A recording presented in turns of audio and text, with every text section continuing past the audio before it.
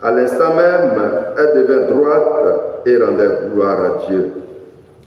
Alors le chef de la synagogue, indigné de voir Jésus faire une guérison le jour du sabbat, prit la parole et dit à la foule: il y a 6 jours pour travailler, venez donc vous faire guérir ces jours-là, et non pas le jour du sabbat. Le Seigneur lui répliqua: hypocrite, chacun de vous, le jour du sabbat, ne détache-t-il pas de la mangeoire son bœuf ou son âne pour le mener boire?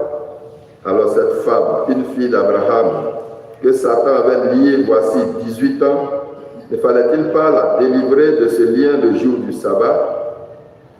À ces paroles de Jésus, tous ses adversaires furent remplis de honte et toute la foule était dans la joie à cause de toutes les actions éclatantes qu'il faisait. Acclamons la parole de Dieu. Louange à toi, Seigneur Jésus.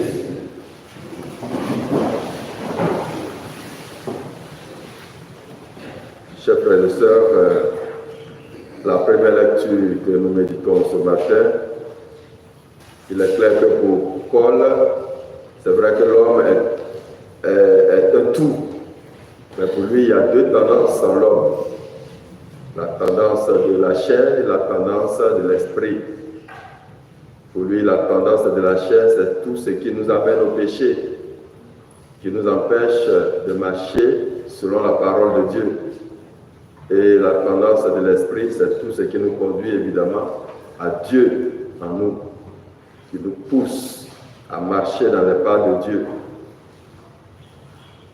Alors donc, pour lui, pour que nous ayons la vie éternelle, il faut que nous menions ce combat-là. Le combat de laisser l'esprit dominer en nous sur la chair. Et c'est à ce prix-là que nous pourrions obtenir la vie éternelle. Quant à l'évangile que nous méditons, on va dire que c'est un peu la suite logique de ce que nous avons entendu hier de Jésus dans l'évangile, où Jésus résume bien les commandements en 2. Aimer Dieu et aimer son prochain. Jésus donc se laisse guider par ce commandement. Pour lui, point de sabbat, l'essentiel c'est de sauver l'homme et tout l'homme. Qu'est-ce que le sabbat devant cette femme qui a courbé depuis 18 ans? Imaginons un peu, c'est qu'elle n'arrivait plus à travailler, elle n'arrivait plus à prendre soin de son foyer s'il y en a, de ses enfants encore moins. Donc, elle était dépendante totalement. Et c'est cette femme-là que Jésus se donne le droit de délivrer le jour même du sabbat, qui est un jour sacré pour les Juifs. Et voilà que le responsable de la synagogue, au lieu de s'en prendre directement à Jésus, il s'en prend au peuple qui est venu bénéficier des bienfaits. Et c'est pour cela que Jésus commence par dire qu'ils sont hypocrites. C'est lui Jésus qui a guéri. Pourquoi on ne s'adresse pas à lui, on s'adresse au peuple? Vous voyez un peu l'homme. L'homme d'hier n'est pas différent de l'homme d'aujourd'hui.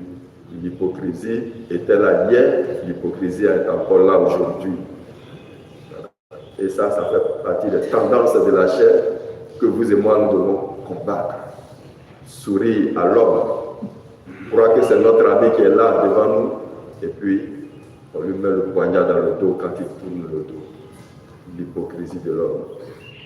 Alors donc Jésus, ici, il montre que l'homme est au-dessus de la loi. L'homme est d'une importance capitale que rien ne doit aller contre l'homme.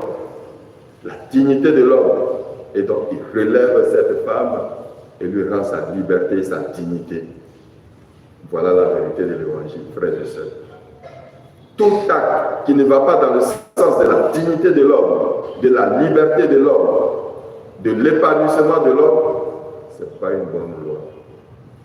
Alors donc, au cours de cette célébration eucharistique, demandons à Jésus cette grâce-là, de ne pas être hypocrite et de faire en sorte que l'homme retrouve sa dignité, sa liberté d'enfant de Dieu. Amen. Amen.